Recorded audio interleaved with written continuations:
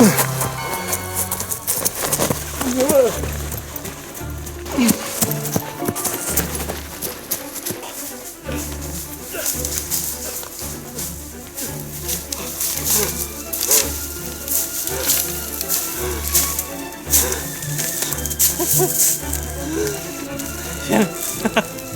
know what the funny thing is about being chased by killers and maniacs?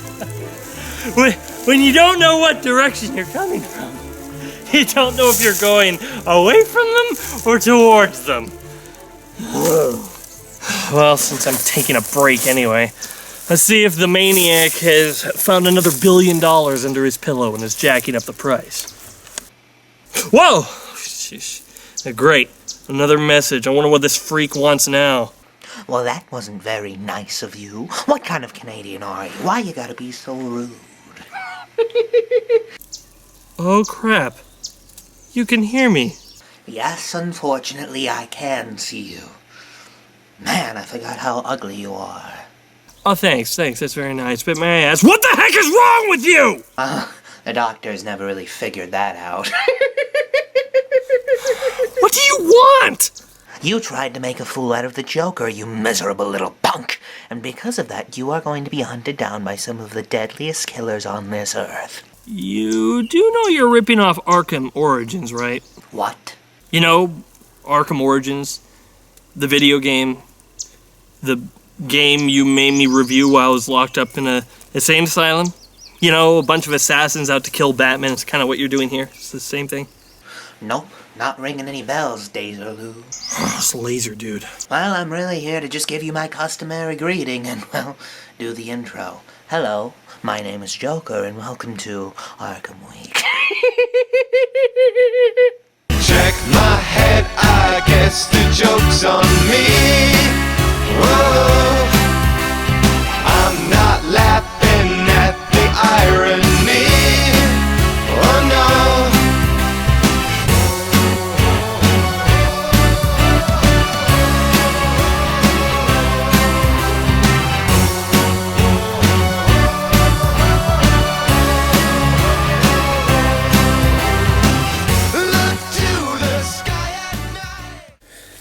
Well, alrighty then, let's get on with this. Hello everyone, welcome to Arkham Week. Can't say it's how I pictured it, but hey, it wasn't how I pictured it last time. Either way, while I can't say I was prepared for this, I did have a bunch of comic books that I did bring, so let's see if there's anything Arkham related. Did that. That's Deadpool. Saving that one. Maybe if I had an Arkham month, I could dive into Nightfall, but no. Here we go. Joker's Asylum, Volume 2. So, for those of you who saw my last year's Arkham Week, you might remember that I reviewed Joker's Asylum Volume 1.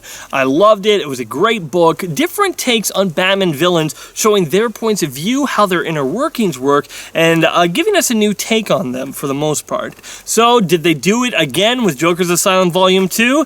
Well, let's find out. We got 5 new stories about 5 different Batman villains. This time about the Mad Hatter, Killer Croc, Clayface the Riddler, and of course, Harley Quinn. So how did they do their second time? Well, let's take a look. Now, as before with each of the stories, they are written and drawn by different writers and artists. However, we do not have any of the writers from the first one back to take on another villain. This could be good or bad depending on how it turns out. So let's look at the first story called Tea Time, and it is centered around the Lewis Carroll lover himself, the Mad Hatter. It is written by Landry Quinn Walker with Keith Griffin and Bill, I'm not pronouncing that last name, look how it's spelled, as the artist for the story. How do I put this? This one is weird. The story opens up with the Mad Hatter writing a book. He seems to be trying to hang on to his sanity in an effort to go straight, as we see his house is filled with warnings to not drink tea or not to put on any hats. We also see that the Hatter becomes attracted to this young woman, and he holds out hope that she could fall in love with a small withered man like him. This story is interesting, as we do dive into the mind of the Mad Hatter and how he struggles struggles with humanity. We get a part of the story that I think is very good. He talks about how when he was a man of science, his life had meaning, but the moment he realized that he could just take anyone's free will away from them, he accepted the fact that free will is an illusion that no one really has, and it drove him mad. Now, while I will say that the story has some interesting ideas about the Mad Hatter's mindset, just like that one, it is a pretty boring read. I mean, most of it is just the Hatter saying, "No tea! No tea!" and looking strange. The story does pick up when he finally learns the name of the woman that he's starting to get obsessed with, which changes everything, and we learn that she is not the first unfortunate woman to get in the path of this twisted man. The art is very interesting. It is very sketchy with some cartoonish style for the images from the book that the Hatter is writing. It works well for the tone of the story, for the most part. However, it is very basic as well as art goes, with some things that make the perspective really odd. Like, look at this panel. We have Batman crashing into the Hatter's place. Look at his arms. Holy shoot, his arms are thicker than his head. It just looks really odd. There's quite a few panels where I'm thinking there's just something really off about them. But in the end, it's trying to be more style than substance, so I think for the most part, it's just okay. However, sometimes you are left wondering what is the story trying to get across with its imagery, as it seems to be random with no real meaning behind it. I would say that overall, it's a nice story, but nothing great. Now, the second story in this book is called The Most Important Day of the Year, and it is about our favorite nutty girl in Arkham, Harley Quinn. It is written by James Patrick with the art done by Joe Quinnos. We start this story with Harley making a daring escape from Arkham Asylum. As she is going to escape, she is confronted by Dr. Jeremiah Arkham. Dr. Jeremiah Arkham asks why on earth Harley Quinn is even trying to escape from Arkham, considering she's up for release in a few months. Which is kind of odd, because he thinks somebody who helps the Joker, a guy who is responsible for mass murder, would be able to not be released from an asylum, but oh well. And he asks why she's doing it, and she reminds him that it's a very special day. It's Valentine's Day, and on Valentine's Day, nobody's gonna keep Harley Quinn away from her pudding. That's so sweet. Me and Mr. J always have the best Valentine's Days, don't we, Puddin'? Yes, my personal favorite was the time I threw you in traction and kept throwing darts at your casts. Oh, though I was pretty bad at it, I kept throwing darts at your skin. And unless you want to go back to traction, I suggest you get out of here. But Harley's plans are interfered with because we find out that the Joker was kidnapped by Carmine Falcone. That bum couldn't even hurt a strand in my green hair. I mean, it would be green if I could afford to get it dyed right now, but, you know, financial problems. But the point I'm trying to make is, I would have killed him by now if he wasn't already dead. Actually, that does bring a really odd point that I have to kind of point out. Carmine Falcone has been dead in comics since 1997. He was killed in the book The Long Halloween, and Harley wasn't even officially in comics till 1999. And even if she was, we see Jeremiah Arkham at the beginning of this book, who I do not think was the head of the Asylum at the time. So if you're trying to scratch your head around where in the new pre-New 52 universe this takes place in, you'll really get a headache, because you have Carmine Falcone there, and then you also have Jeremiah Arkham there, and they're not supposed to be. It's a whole mess. Anyway, there are some things that I do like about this story. For example, I like how nothing seems to slow her down. She's just out to spend Valentine's Day with her man, and she will not let anything stop her. She pisses off police, mob bosses, all to get her day with her puddin'. In that respect, it reminds me of Harley's Holiday, where she does mostly the same thing, but admittedly for different reasons. But that story still does come to mind. The thing that is disappointing with this story is that if you look at the other stories in Joker's Asylum Volume 1, and even the Hatter story to a degree, it all gives us different points of view into the mind of these villains, different takes on how they think and how they look at things. This is basically just a Harley story. And that's about it. There's no deep insight into her character, no looking at the psychological damage that she's gone through. It's just the funny antics of a wacky Batman baddie. Now, there's nothing really wrong with this story, as it's pretty creative in some aspects, and it does have some funny scenes, like when she tells all the cops that she's surrounded by to surrender or else. It's pretty funny, but for the most part, for this Harley Quinn story, it doesn't give us any depth into the character, and it's pretty forgettable overall. It's fun, but forgettable. Yep. That sounds like Harley. Oh, now look what you've done! The third story is about the Riddler. It is called The House the Cards Built. It was written by Peter Calloway. The penciling on this was done by Anders Ginaldo, and the inker was Raul Fernandez. This story starts off with the Riddler robbing a museum of priceless artwork, when during this heist, a woman steps up to this well-known dangerous criminal and talks to him like he is a child taking a cookie before supper. "What are you doing with that? Put that back, young man. That is for later. It is not for you right now. It's for company when they come over later." This, however, stuns the Riddler, who instantly falls in love with her. Now, if you think that sounds dumb or lame, I don't blame you. But surprisingly...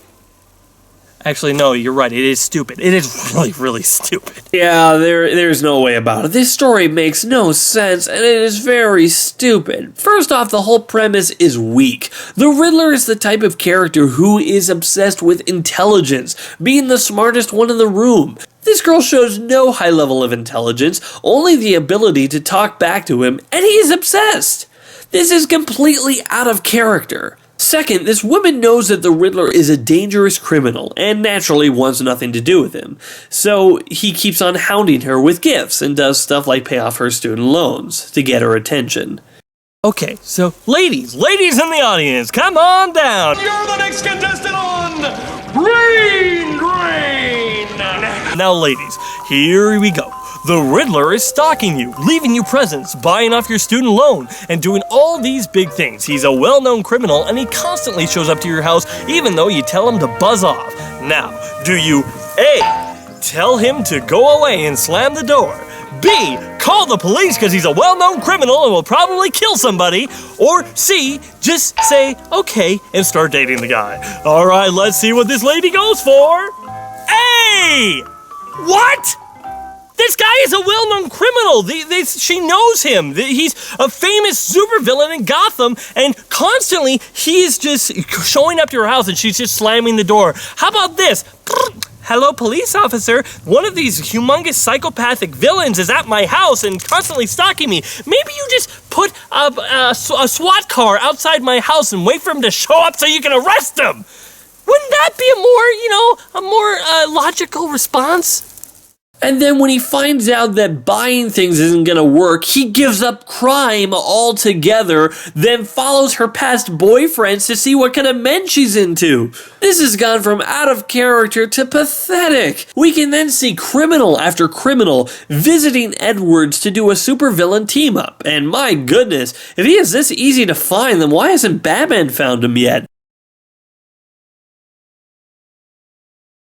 Actually, the Joker says that somebody came to his door, but he doesn't want us to know who it is. So every panel of the conversation he's having with this unknown supervillain is a different supervillain. This is a very lame attempt to keep the reader guessing as they have to figure out who came by. It is not really clever, and it's pretty obvious if you think about it. The story's main problem is trying to be a story from Joker's Asylum. A supervillain who falls in love with a girl and contemplates to giving up crime? That's the Penguin story from Joker's Asylum. The odd twist at the end that is playing off of the villain's motif? That is Two-Face's ending from Joker's Asylum. And since the Riddler story is really disappointing, it's kind of actually disappointing because the art in the Riddler story is actually the best out of all of them.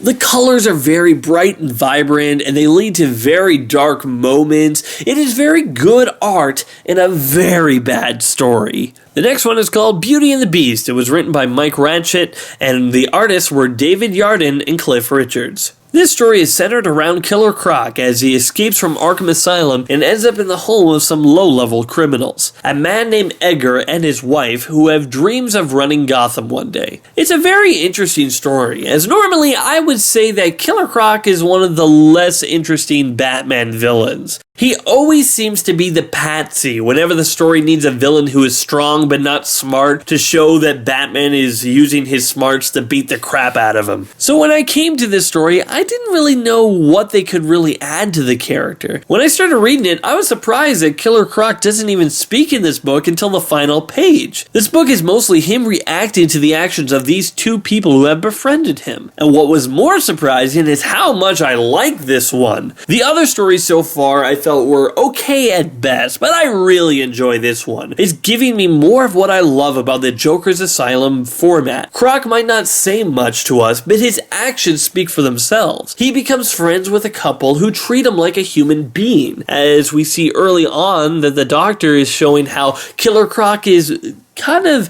losing his humanity side and giving it more to the animal nature that he has. Now, sure, these people are still using him to do such horrible things, but they still view him as another human being. But this is also a tale of gaining too much power too quickly. This guy doesn't even need to work that hard to become a major crime lord in Gotham because he has Killer Croc by his side. And he finds out that very quickly he doesn't know what to do with this much power. He hasn't earned this power. He doesn't know how to handle these situations because he just was given this power by befriending Croc, and now he doesn't know what to do with it. So he starts going way too far with it. He starts killing his past partners and then alienating his wife, who is power hungry herself. This is a great tale of greed, power, and loyalty. And of course, like any Beauty and the Beast story, it asks the question, who is the real monster? The art is great and perfectly fits this dark, gritty tone that the story has. We see images of Croc in a suit. It's like the monster trying to hide from what he is. I like how the story doesn't make Killer Croc a mastermind all of a sudden, because he was never that type of villain. For the most part, he plays a pawn in other people's games, and the moment he realizes that is a truly great one in the book. Killer Croc may only have one line in this whole story,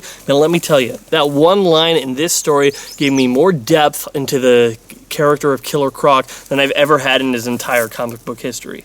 What was that line? I'm not going to tell you. You'll have to read to find out.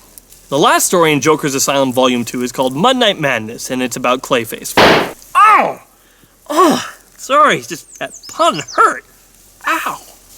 This one was written by Kevin Shinick, with the art done by Kelly Jones. The story starts out with a kid trying to get in to see a horror movie starring Basil Carlyle before he was Clayface. The man running the booth says no, that the kid's too young, and then the kid says, well, screw you, this movie sucks anyway. Which is odd, considering you wanted to see it, so why would you be insulting it? The booth manager then transforms to reveal that he is really Clayface, and he kills the kid for insulting his work.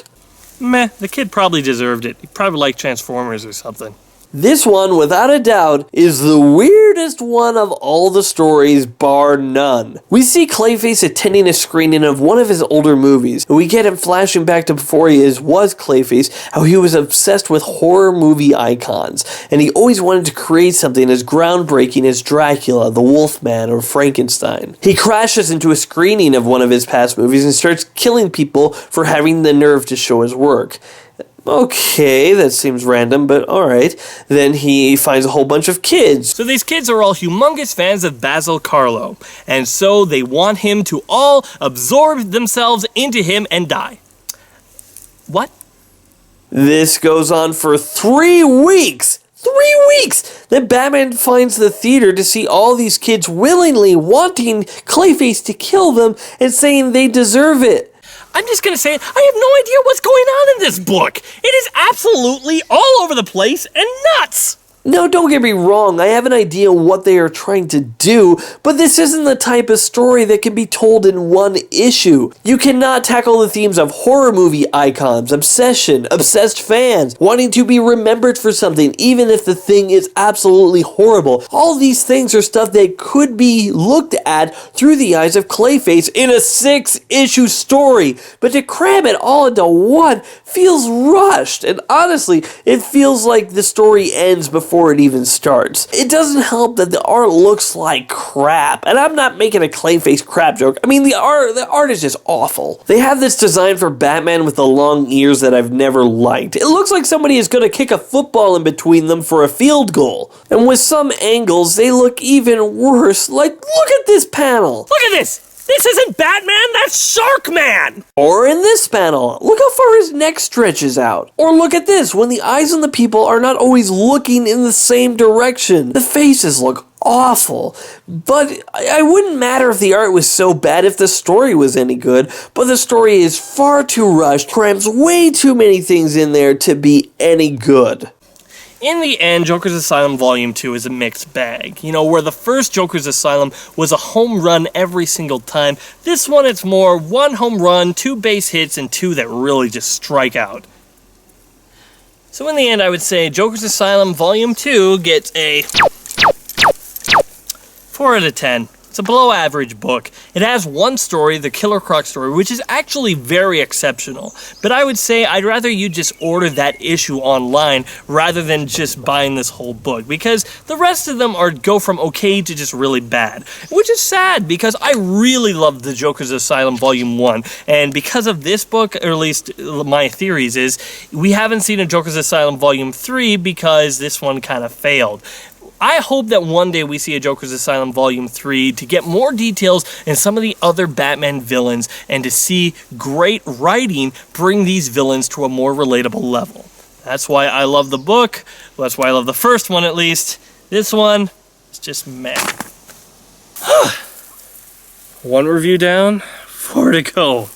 You know, okay, a lot of people like to look on the downside. The downside is I probably have a bunch of psychopathic killers and assassins after me. But on the bright side, I'm here in the Canadian wilderness!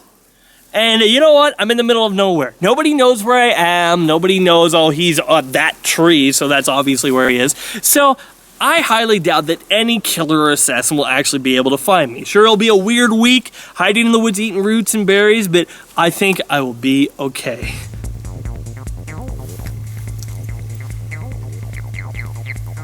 Hello?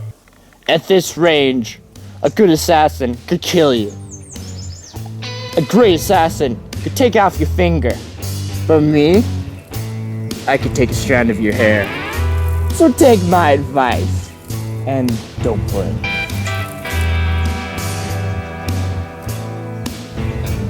This has been my review of Arkham movie.